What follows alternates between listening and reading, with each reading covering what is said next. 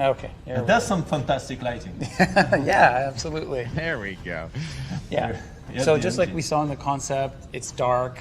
It's really hard to see what's out there, and we do that on purpose to contribute to the fear of the unknown, right? You don't know what's back there. We're doing that on purpose. But then there's just a little bit of life in there, just so that it's not completely dead scene. And then as we look above us, we see the massive engine, and it makes us feel small and insignificant, right? It's looming.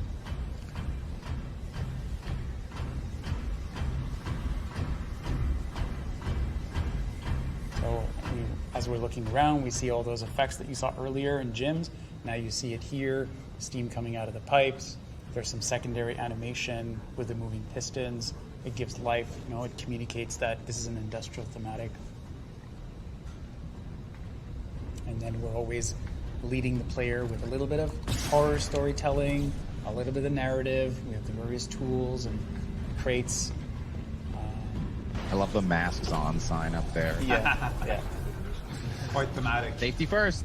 Dead Space is a game about safety. Okay, so in this state, now we're in a state where it's starting to, we've powered the room, so the engine is slowly starting to rotate, a little bit of life to it.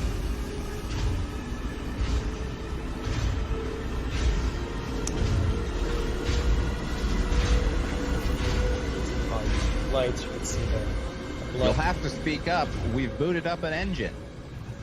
Yeah, it's Let's follow the blood trail then. let's do that. Oh, no. It's always a good idea.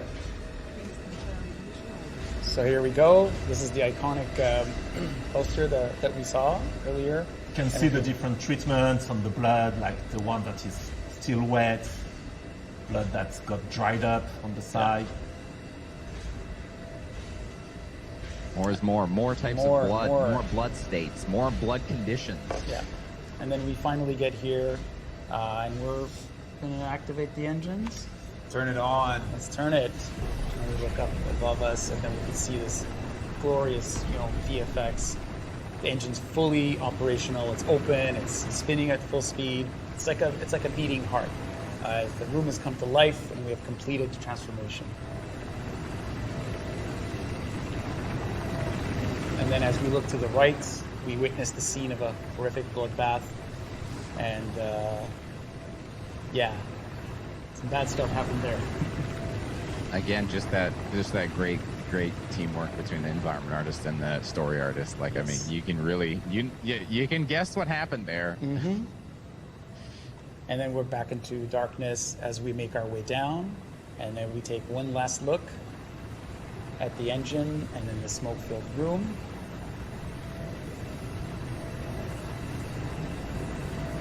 And that's it. There's those sparks. Yeah. And that's it for today.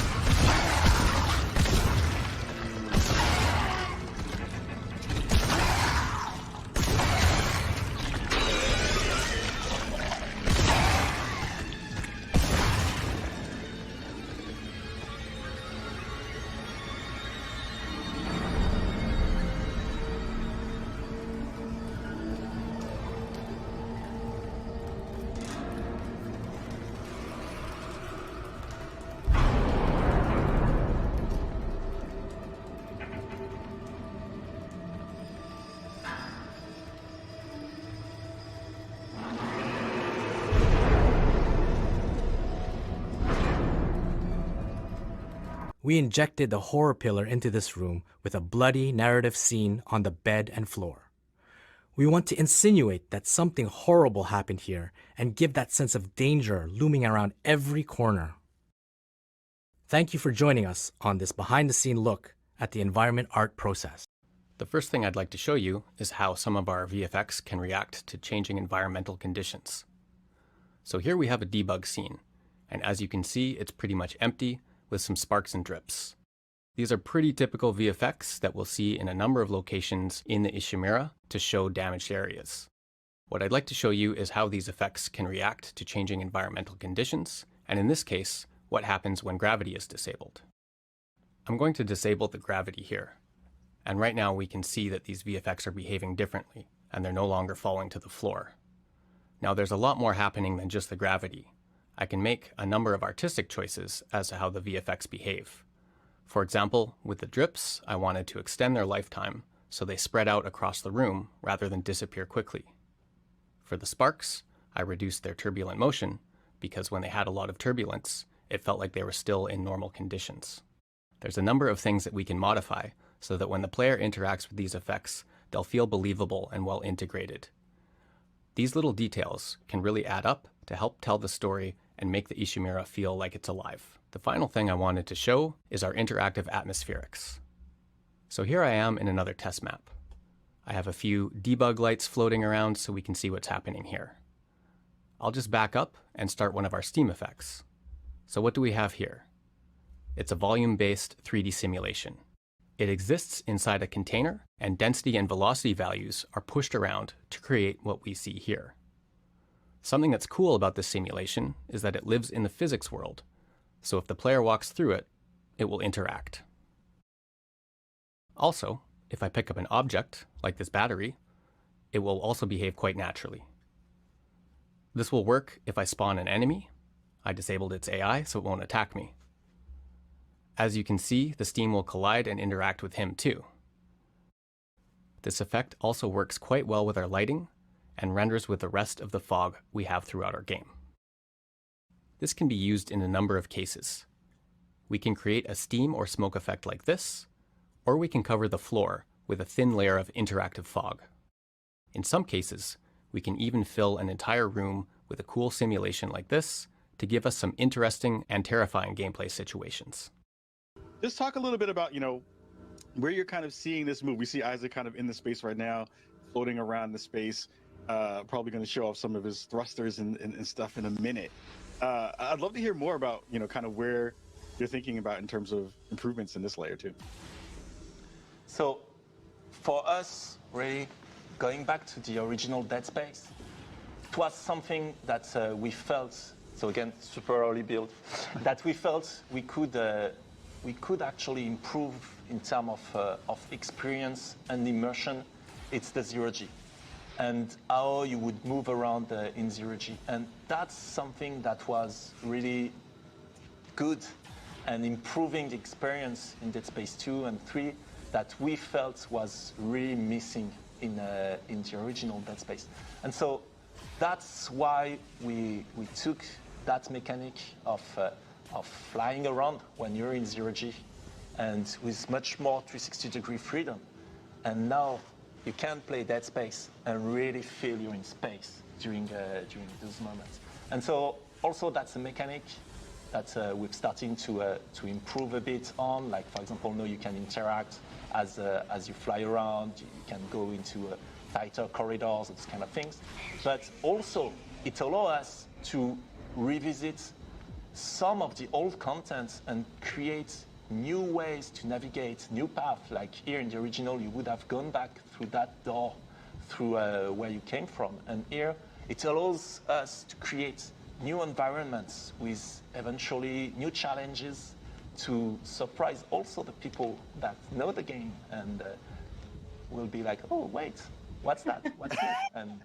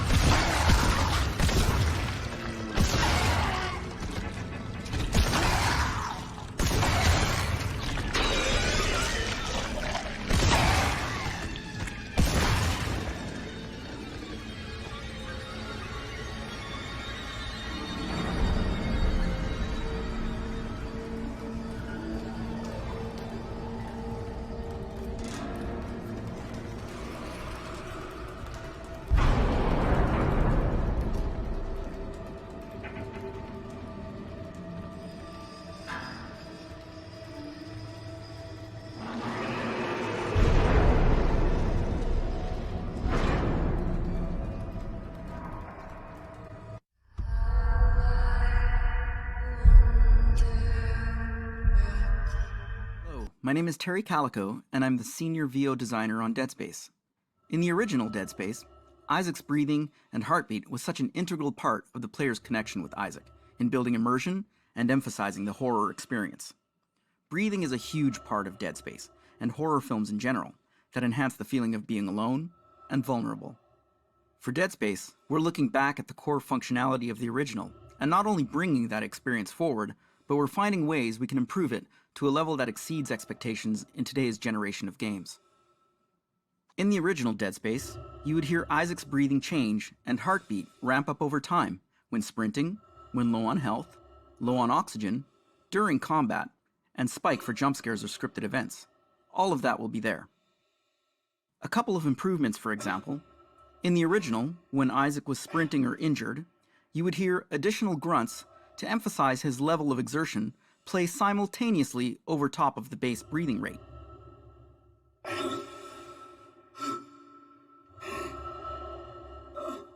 Exertions, such as melee and stomp, also played over top of the breathing rather than interrupt it.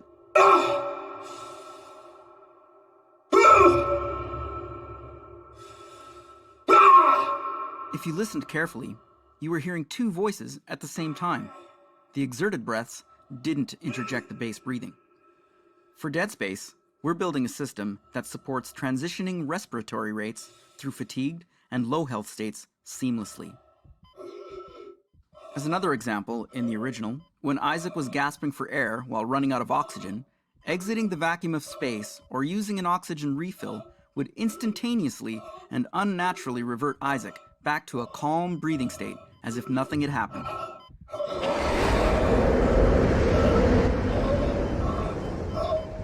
Exiting vacuum.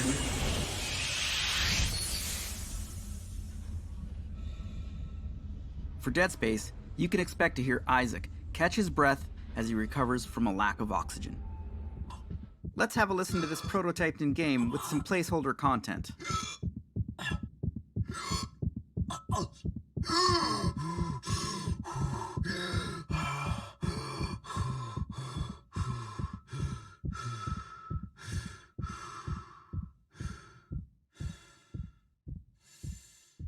And as Isaac catches his breath, you hear it transition back smoothly into the base breathing cycle.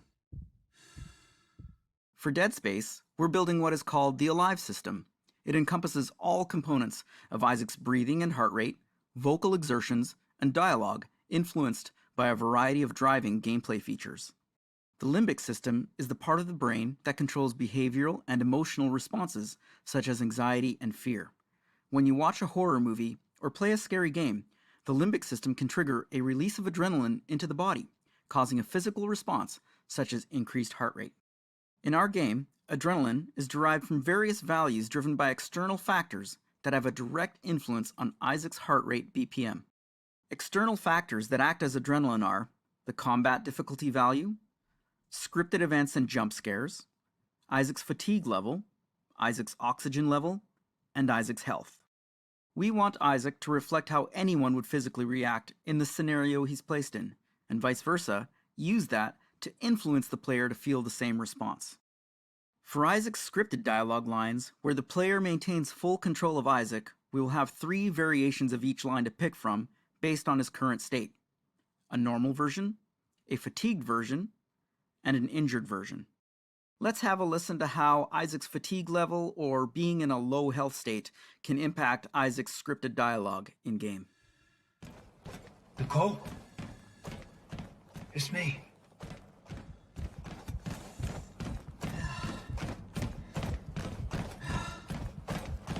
Nicole?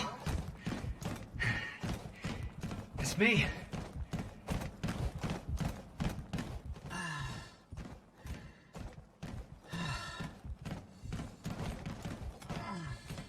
Nicole!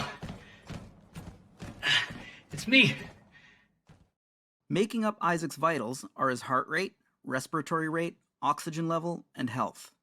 As Isaac is 43 years old, I studied average heart and respiratory rates for his age group at different levels of fitness to land on Isaac's base heart rate of 70 BPM to build up from.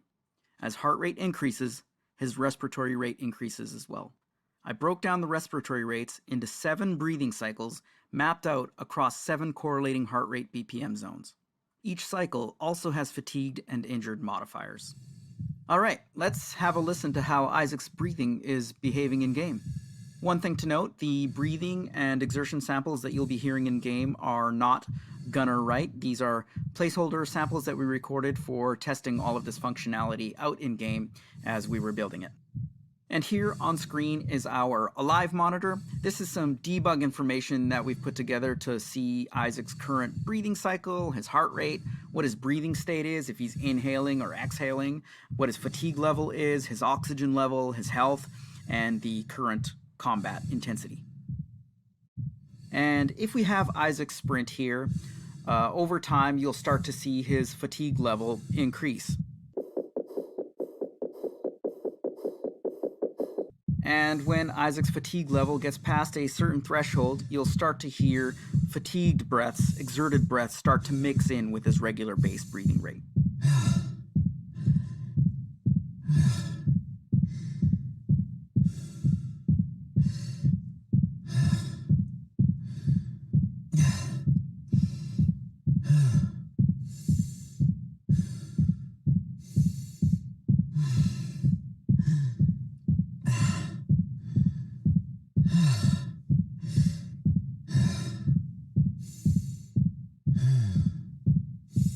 And when Isaac stops sprinting, you'll see his fatigue level start to go down, his heart rate will come down, and his respiratory rate will slow down as well.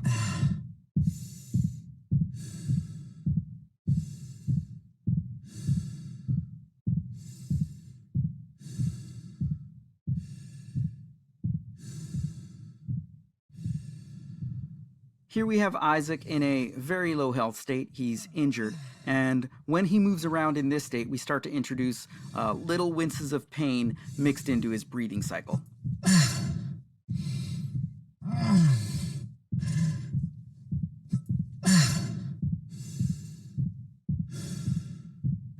And what's really great about the way we've built this system is that Isaac can be in both an injured state and fatigued state at the same time. So hearing those injured winces, those fatigued breaths mixed in with his regular breathing actually sounds quite natural.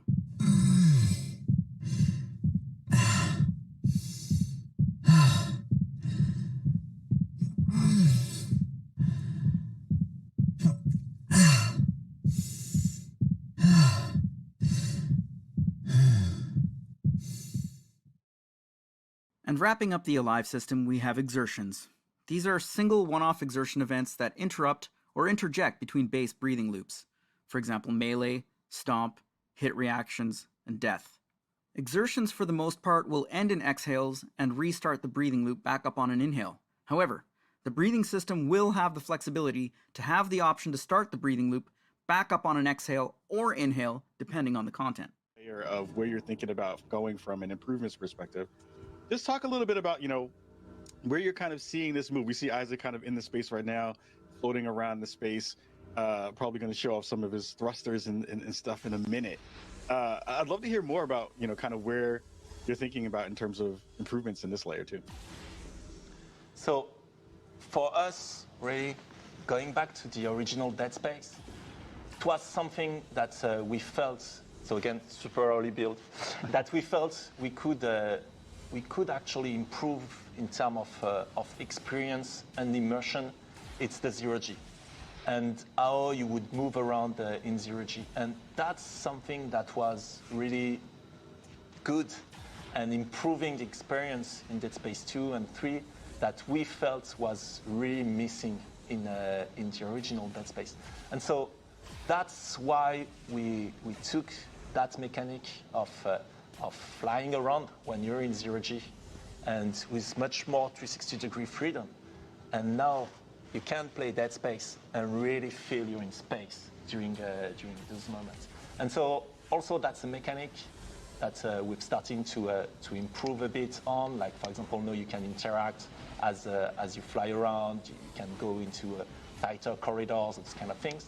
But also it allows us to revisit some of the old content and create new ways to navigate, new paths. Like here in the original, you would have gone back through that door, through where you came from. And here, it allows us to create new environments with eventually new challenges to surprise also the people that know the game and will be like, oh, wait, what's that? What's that? And now we're going to surprise you. So it's really delivering on the fantasy of being in space, making sure that we're able to use that and revisiting all the places in the game. In the original, where there was zero G, which was the Superman jump back in Dead Space 1, and now applying full 360 motion and finding ways to... The lightings, the VFX, the fog, but also nail that ambience. Give you the feeling that you're in the Ishimura, you're inside those dark corridors. And not only it's in engine, it's actually in game. And here's my boy Isaac. So that rig, that armor, it's not the original, it's a new one. It's still work in progress. It's going to be improved a lot, but it gives a first taste at Isaac Clarke in the remake. And look, here we are. Wow. I mean, the lighting, everything looks phenomenal. The smoke. It looks This so is good. very much what we should be expecting at this point from next generation graphics. It's really Dead Space, but like you never saw it, I think. So it has been almost 13 years, you know, since the original game came out, the original Dead Space. Why is this remake happening now, and what exactly is this remake? Can you elaborate on that? So one thing that's important for us, and that's why it's for PS5, Xbox Series, or for PC, is that it's not about one thing. Like Dead Space is a super strong experience, and so it's implemented into combat. Would you mind telling us more about the original system versus the new system and what peeling actually means? I think actually something that's very important, as you can see with the feed, like it is definitely a gym, and it's intentional that we showcase this in a gym because we're so early with it. Visually, we're not at the right level of quality where we want to achieve, but we want to showcase functionality here. That's what we want to talk about, and what is the system that we have in mind for peeling, like you said. So obviously, same thing. It's a really early build. It's a gym. Everything that you see is work in progress. It's first implementation. A lot of VFX are missing. A lot of those modelizations are not final and missing a lot of things like flesh tearing, etc. But one thing that is important for us that I just showed, it's first, of course, dismemberment is back. And it's back with all the depth and fun you can have in Dead Space. But one thing we wanted to, and those are the only things, those are the things you can say only on Dead Space. One of the thing we wanted to improve about that experience is when you're using a weapon that is not a carving weapon, like something, not like the plasma cutter. Plasma cutter is really fun to use. You can just shoot at anything, and really you have that instant feedback of the limb getting cut, etc. But when you had a different weapon, knowing how much damage you were dealing to the enemy, how was he reacting, etc., it was not necessarily as visceral and as clear as the original. And so that's the thing we're working on at the moment, and we call peeling. It's basically that body destruction technology that we're developing that is allowing us to really remove, so at the moment, the flesh out of the bones of the enemy, and to give you a good sense not only of gore and horror and ambience, but also of how much damage am I dealing to that opponent. Is my weapon actually useful against this one? How close is he to die? And that's something for me that is really interesting. And so when we were speaking about why doing a remake and where can we improve, those are an example of what we can do, is that we don't have anymore to choose which feature we actually want to push. We can have dismemberment. We can have much more precision and body destruction. We can have seamless loading for the whole ship, etc., etc. And that's something really, really interesting for us. And another thing that is actually really interesting is that system. So again, for the moment, it's really early. For the moment, we're only showcasing it on on a naked slasher, so you only see it with the flesh, but of course later it's going to support like the claw, body armor, different layers, weak points, etc.